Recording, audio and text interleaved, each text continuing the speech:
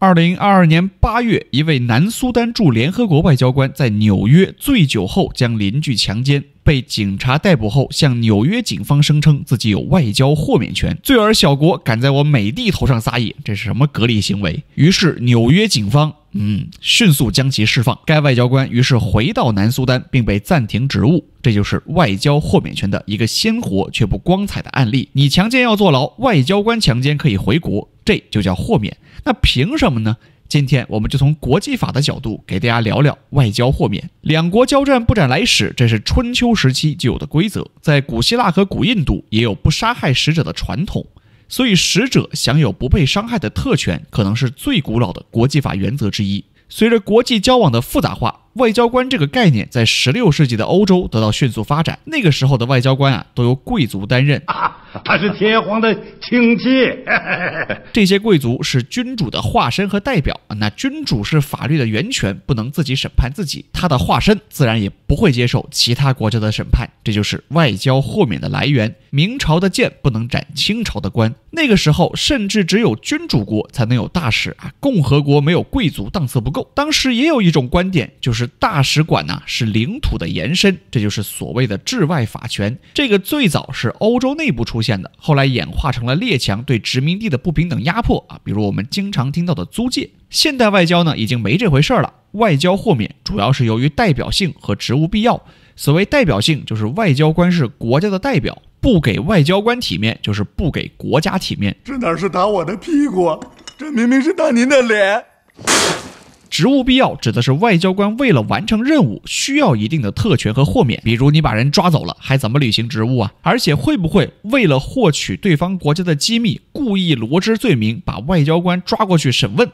这都不好说。但是这种特权和豁免有时候又会被滥用你一个外交官跑去强奸妇女，这算什么职务必要呢？1961年，联合国通过了维也纳外交关系公约，正式把作为习惯的外交豁免法典化，走上了依法治交的道路。该公约明确了外交官可以享有的特权和豁免，我们大致给大家分类介绍一下。首先是使馆馆舍不得侵犯意思是驻在国要提供充分保护，同时军警官员未经邀请不得进入使馆。比如你看这个日本驻华大使馆有2道门，外面这一道是我国的武警站岗，里面那一道是日本使馆自己的安保人员负责。严格意义上，进了第2道门里面才是使馆范围。顺带一提，我个人感觉我国对于美国和日本使馆的保护力量尤其充分，可能是这2个使馆的国旗特别遭人恨。但是呢，我建议大家不要对别的国家的使馆有破坏性行为，回头赔钱的可能是中国政府，这是有先例的。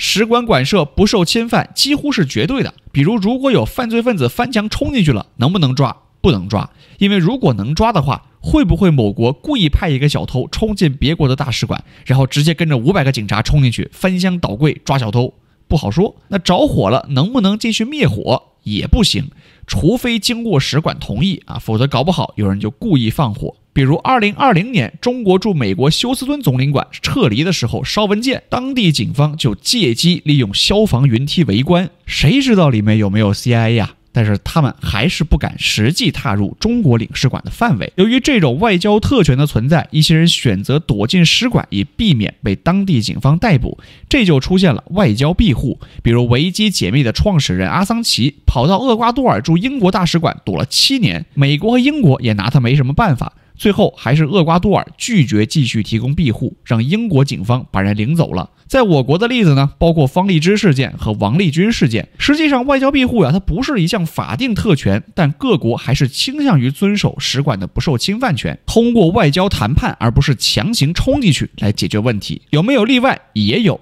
1973年，巴基斯坦发现有大量苏制军火被偷运到伊拉克驻巴基斯坦使馆，巴基斯坦军警决定突袭，结果发现了几百挺冲锋枪，好家伙，搞政变来了。所以说当地政府也不是傻子，你藏2个人也就算了，你藏40台坦克，回头给我来个中心开花，这谁受得了？说完房子来说人，公约第29条规定，外交代表人身不得侵犯，外交代表不受任何方式之逮捕或拘禁，这就是大家通常意义上理解的外交豁免。这种案例就非常多了，包括我们之前提到过的哈里·邓恩案，一位美国特工的妻子在英国开车逆行把人撞飞致死，因为外交豁免权而无法被起诉。2013年，黎巴嫩驻韩国大使肇事逃逸，也一直没有受到法律惩罚，直到第2年，他在另一场车祸中不治身亡。在这些案例中，我个人认为最离谱的是2021年2名巴基斯坦外交官在韩国因偷窃被抓，一位偷了价值10刀的帽子，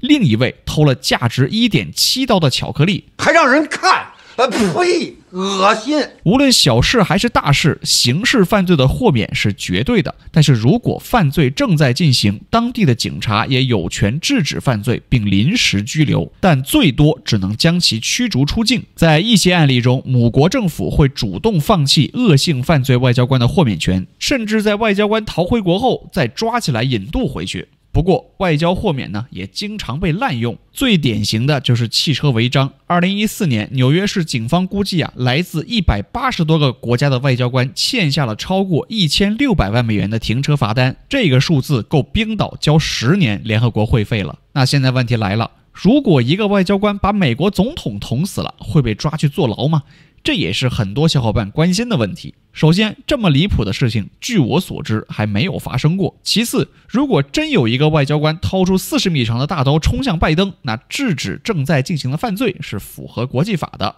最后，如果真的刺杀成功了怎么办？大概率会要求对方政府放弃豁免。那如果对方政府就是不放弃怎么办？外交是讲究对等原则的。这好办，我派一批经过专业训练的外交官，天天刺杀你的政要就是了。但这个场面也太可怕了，什么外交大逃杀，应该是万万不至于。当然，人身不得侵犯的另一个重要部分是其他人不能侵犯外交官的人身安全。2012年8月27日下午，日本驻华大使丹羽羽一郎乘坐的车辆被2辆社会车辆拦停，强行摘走了上面的日本国旗。除了日本国旗外，还获得了5天行政拘留，这算是没啥大事儿。实际上在世界范围内，外交官都是高危职业。比如2017年有报道称，俄罗斯半年非正常死亡了5位外交官，美国也有不少大使被恐怖分子刺杀身亡的案例。我们之前也介绍过，联合国工作人员的伤亡率也是居高不下。除了人本身不能动，物品也是不行的。一般大使馆和本国外交部之间传递机密文件或者物品会使用外交邮袋。根据公约，外交邮袋不得予以开拆或扣留。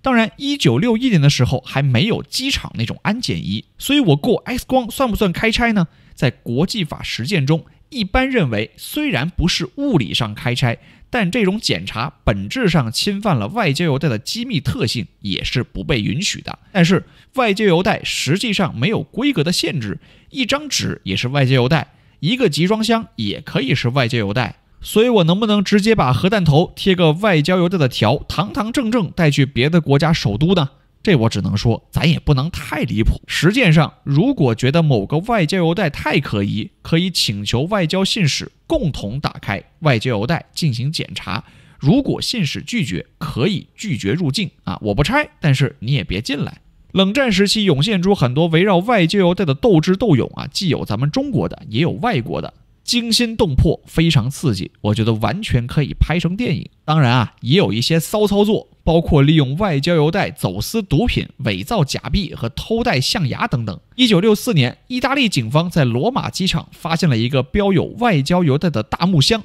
打开发现里面有一个被麻醉和捆绑住的以色列人，调查得知是埃及外交官绑架了，准备带回国。以色列的摩萨德可能是受到了启发，后来有样学样，也拿外交邮袋运人。还有很多硬核狠人的离谱小故事，有机会下次再讲。除了刚才聊的这些特权与豁免以外，外交的特权和豁免还包括民事豁免和行政豁免，比如购置车辆免税出入境免税等等。但民事豁免不是绝对的，比如有个外交官想在当地开个公司，这本身就是不属于公务的商业行为，自然也不能被豁免。否则天天找人借钱然后不还，明显说不过去。除了外交官以外，联合国的工作人员也享有外交特权及豁免，不过这也不全都是好处。比如由于有外交豁免存在，联合国的中国职员即使在中国境内工作也是没有五险一金的，同时也无法享有当地政府的劳动保护。今天的外交豁免权就介绍到这里，如果你还有什么问题，欢迎评论区留言。我是小 Q，我们下期再见。